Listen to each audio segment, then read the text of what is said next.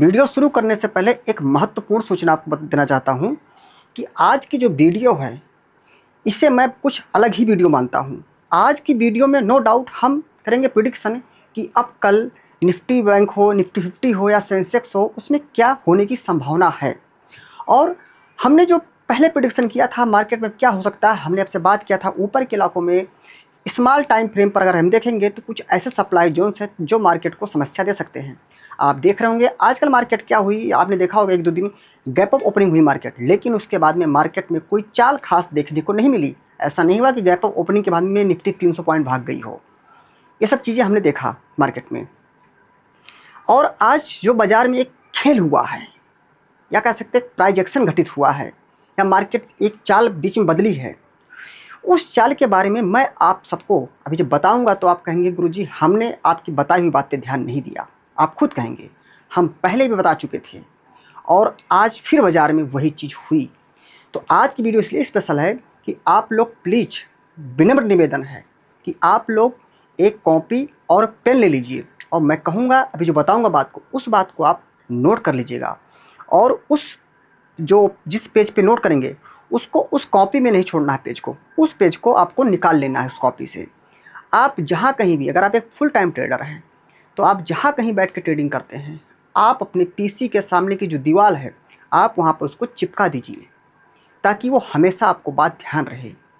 Market में ऐसे बहुत सी चीज़ें छोटे छोटे प्राइस में बनते हैं और मार्केट उनसे रेजिस्टेंस होकर के या सपोर्ट लेकर के ऊपर जाती है, नीचे आती है, लेकिन हम उस चीज़ पर गौर नहीं करते हैं। किसी दिन गौर भी कर लेते हैं तो कहते हैं अगली बार ध्यान से देंगे, लेकिन दिल से जवाब दीजिएगा और कमेंट करके बताइएगा कि क्या आप जो गलती मार्केट में करते हैं आपको एहसास होता है, क्या अगली बार उस गलती को आप नहीं करते हैं।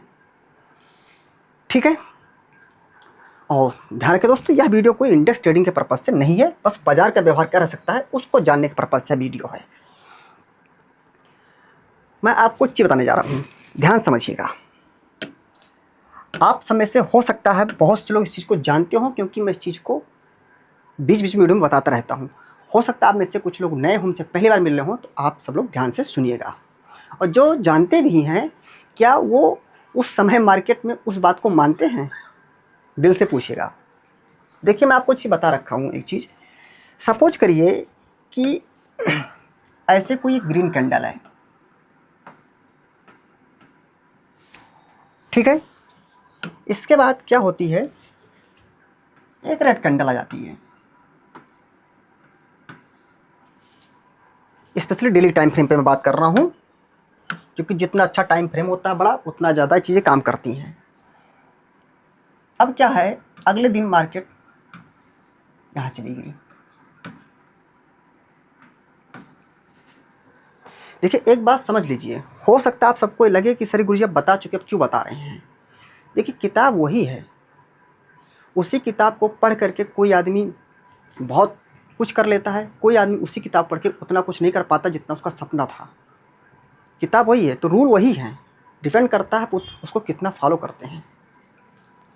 अगर हम यहाँ पर एक चीज़ ध्यान से देखें तो क्या है, अगर देखें तो इस रेड कैंडल की क्लोजिंग कहाँ है, रेड कैंडल की ओपनिंग कहाँ होती है, यहाँ होती है, और क्लोजिंग कहाँ होती है, यहाँ होती है। प्रेडिक्शन भी करेंगे आज मार्केट का। अगले दिन ये ग्रीन कैंडल है, ओपनिंग कहाँ होती है, नीचे, क्लोजिंग कहाँ होती है, ऊपर। आप बताइए गैप कहाँ से हुआ। ये तो हम पहले बता चुके आप लोगों को एक वीडियो में कि गैप यहाँ से नहीं देखना है कि मान लीजिए ऊपर खुलती कैंडल यहाँ पर गैप फिल करती, नहीं, गैप हमको देखना है क्लोजिंग्स और ओपनिंग के बीच में। इस केस में जैसे देखिए रेड कैंडल क्लोजिंग यहाँ है, ओपनिंग यहाँ, तो गैप यहाँ से आया है। तो मैंने आपसे बताया जहाँ पर क्लोजिंग होती है और जो रेड कैंडल का लो होता है, ये एरिया एक कुछ डिमांड जोन टाइप का हो सकता है, क्योंकि यहीं से प्राइस का अगले दिन या इंडेक्स का या किसी स्टॉक का यहाँ पे ओपन होना मतलब यहाँ से बाइंग आई है। तो अगर यहाँ से मान लीजिए मार्केट डाउन होके इस एरिया में आती है, थोड़ा ऊपर नीचे भी चलता है, वैसे जैसे हम लोग प्रॉक्सिमल डिजिटल बारे में जानते हैं कि प्रॉक्सिमल से थोड़ा ऊपर एंट्री, डिजिटल से थोड़ा ज़्यादा नीचे स्टॉप लॉस लगाते हैं। ठीक है, ध्यान, मतलब यहाँ पे ये आशा नहीं है कि इंडेक्स में ट्रेडिंग के लिए बता रहा हूँ, इंडेक्स एक एग्जांपल दे रहा हूँ कि डिमांड जोन पे हम कैसे करते हैं मार्किंग, वही चीज़ इंडेक्स भी होती है। वो सिलेक्शन आ सकता है ऊपर नीचे, यहाँ से यहाँ से यहाँ से, ठीक है, या बहुत सेलिंग है तो डीप तक आ सकती है। ठीक है, यहाँ कहीं से सपोर्ट एरिया बनता है। अब देखिए क्या होता है, बहुत से लोग ऐसे हैं जो निफ्टी 50 या सेंसेक्स का व्यू देखते रहते हैं और बहुत से स्टॉक्स में इंट्राडे ट्रेडिंग करते हैं। तो इंडेक्स को थोड़ा सा उसका व्यू देख के ही स्टॉक्स में बनाते हैं पोजीशन, जिससे उनको लगता है कि इंडेक्स यहाँ से बुलिश है, ऊपर जा सकता है। तो कोई स्टॉक है डिमांड जोन में आया, अच्छे 125 मिनट के टाइम फ्रेम डिमांड जोन में डेली में आया, तो वहाँ पे वो क्या करते हैं, स्टॉक्स को बाई कर लेते हैं कि अब इंडेक्स ऊपर जाएगा, स्टॉक्स भी ऊपर जा सकता है। ऐसे इसका अपोजिट होता है, सेलिंग वाला होता है। तो मेरा वीडियो भी बनाने का यही पर्पज़ है कि इंडेक्स के व्यू के आधार पर स्टॉक्स में कैसे ट्रेडिंग करते हैं। ठीक है, तो ये चीज़ें होती हैं। अब बहुत से लोग होते हैं कि सिर्फ निफ्टी या दिख रहे हैं या तो फिर सेंसेक्स दिख रहे हैं, ये चीज़ गलत है। हमने आप सबसे कई बार बात किया है कि चाहे निफ्टी और सेंसेक्स हो, निफ्टी बैंक का बहुत बड़ा हिस्सा है। हम निफ्टी बैंक को बाईपास नहीं कर सकते हैं, निफ्टी बैंक को साथ में लेकर चलना ही चाहिए।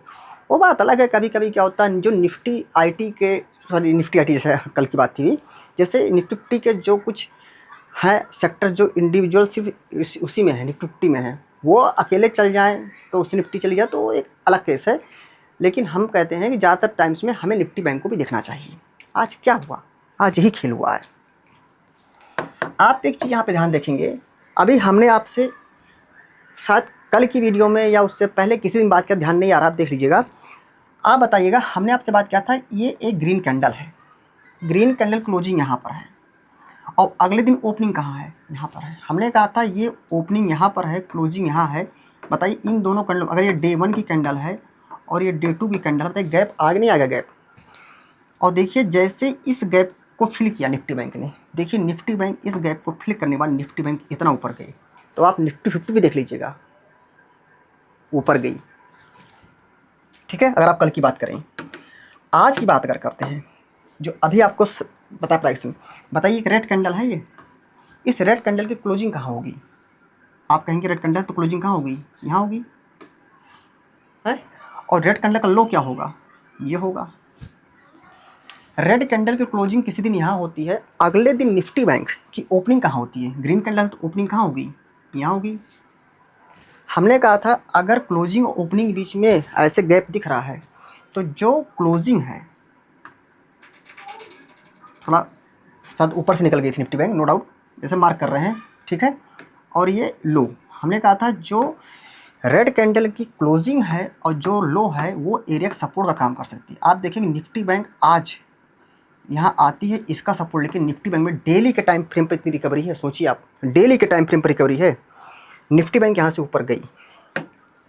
अब मैं आपको निफ्टी 50 ही दिखा देता हूँ, आप चाहे सेंसेक्स भी देख लीजिएगा। आप देखिए निफ्टी 50 में देखते हैं क्या हुआ। एक काम करते हैं, आप देखेंगे निफ्टी 50 में मैं एक 1 आवर के टाइम फ्रेम पर ब्रेक कर रहा हूँ। देखिए जबकि निफ्टी 50 के लिए मुझे तो कोई सपोर्ट नज़र नहीं आया कि कोई सपोर्ट था, जो 20 से एक बार निफ्टी 50 भागी, लेकिन मैं 1 आवर के टाइम फ्रेम पर आता हूँ। इतना इसलिए पोस्टमार्टम करते हैं क्योंकि इसके पोस्टमार्टम से पता लग जाता है कि हम कोई इंट्राडे स्टॉक्स में ट्रेडिंग कर रहे हैं तो काफ़ी सहूलियत मिल जाती है। जो मैंने ऑब्जर्व किया था, जो मुझे ध्यान है, आप निफ्टी की ये कैंडल देखिएगा, ये कैंडल 1 2, पहली कैंडल, ये दूसरी, ये तीसरी, ये चौथी, ये पांचवी और ये छठवीं।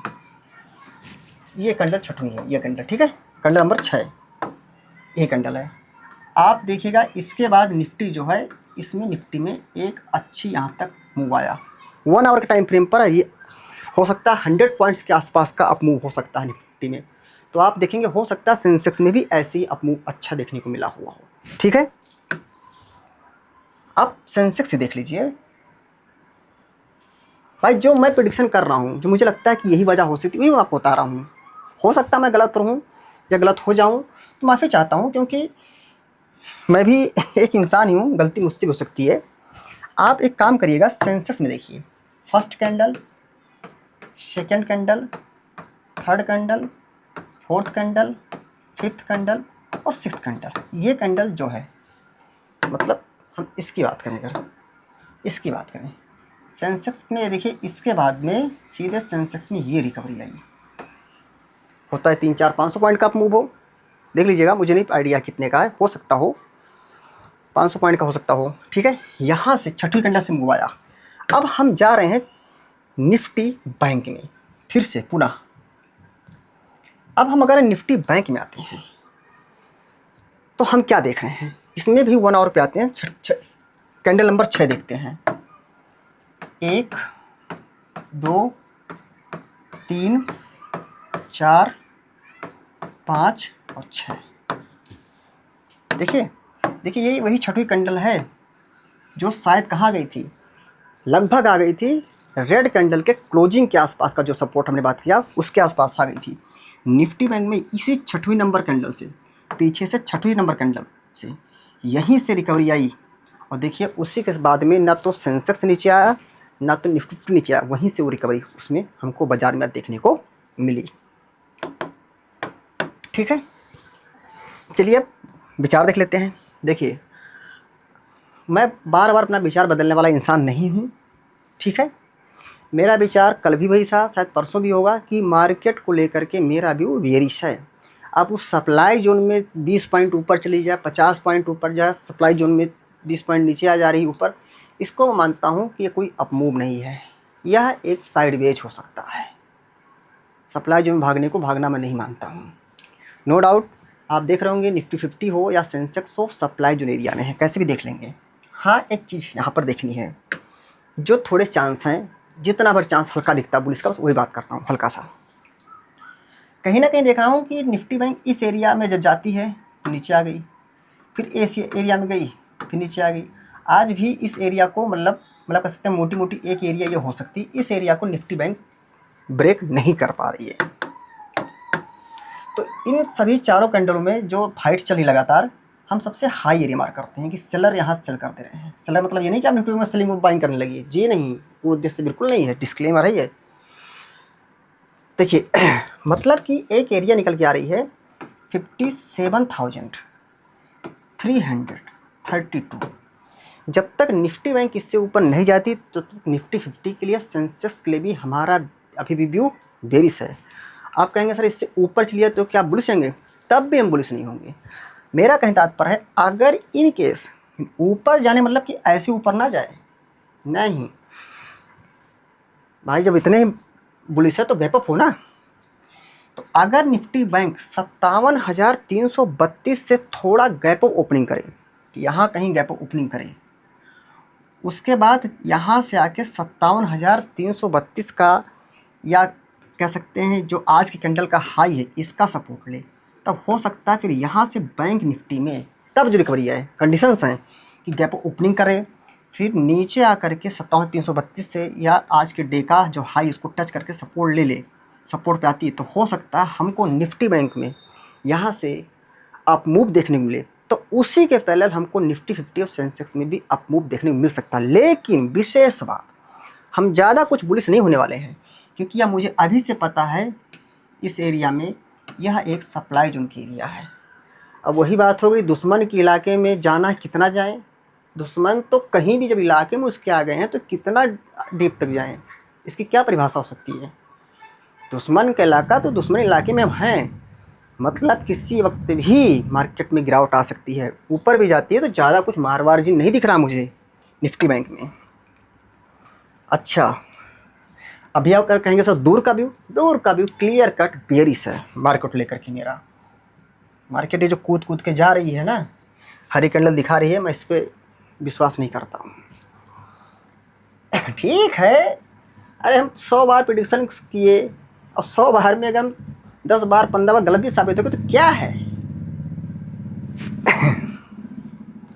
अभी भी आप देखेंगे हमने जो इस बार एक बात किया था कि यह निफ्टी 50 के लिए एक रेजिस्टेंस एरिया हो सकती है, अभी भी रेजिस्टेंस एरिया है। अब कहने को ये रैली बेस ड्रॉप का सप्लाई जोन अगर आप देखें तो एक बार ये बिग टू बिग टेस्टेड है, लेकिन इतना प्यारा सप्लाई जोन है, क्या सप्लाई जोन दोबारा नहीं काम करते हैं क्या, दोबारा भी तो काम कर जाते हैं अगर अच्छे होते हैं। तो इसलिए निफ्टी 50 भी सप्लाई जोन एरिया में है। ऐसे ही अगर सेंसेक्स की बात करें, अगर हम सेंसेक्स में आते हैं तो सेंसेक्स में भी हम देखेंगे कि ये एक हमने आपसे सप्लाई में डिस्कस किया था, ये सप्लाई जोन थोड़ा सा आज ब्रेक हुआ, लेकिन ऐसा नहीं कि ब्रेक होकर निकलती चली गई, उसकी वजह क्या हो सकती है, मैंने आपको बता दिया, निफ्टी बैंक का गैप का फिल हो जाना, जबकि अभी निफ्टी 50 सप्लाई से बाहर नहीं निकल पाई है। कोई बात नहीं है।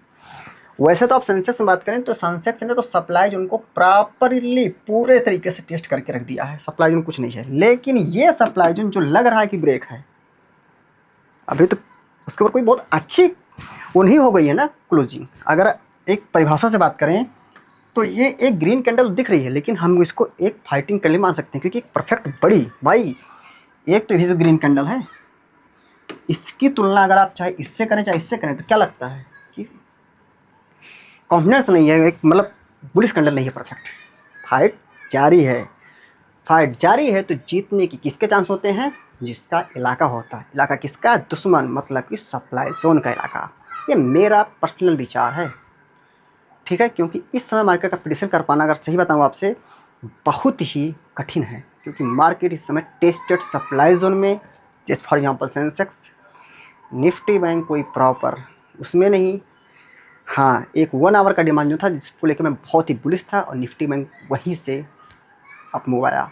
लेकिन अब अगर आप सच्चाई की बात करें, क्योंकि मैं सच्चाई की बात करता हूँ, तो चाहे सेंसेक्स हो चाहे निफ्टी या बैंक निफ्टी हो, चार्ट पर कुछ विशेष ऐसे कुछ फ्रैक्शन नहीं दिख रहे हैं जिससे आप एक क्लियर दिशा तय कर पाएँ। लेकिन फिर भी हमने उन फ्रैक्शन को और डीपली देखा, जितना मुझसे हो चुका पूरी ताकत लगा दिया।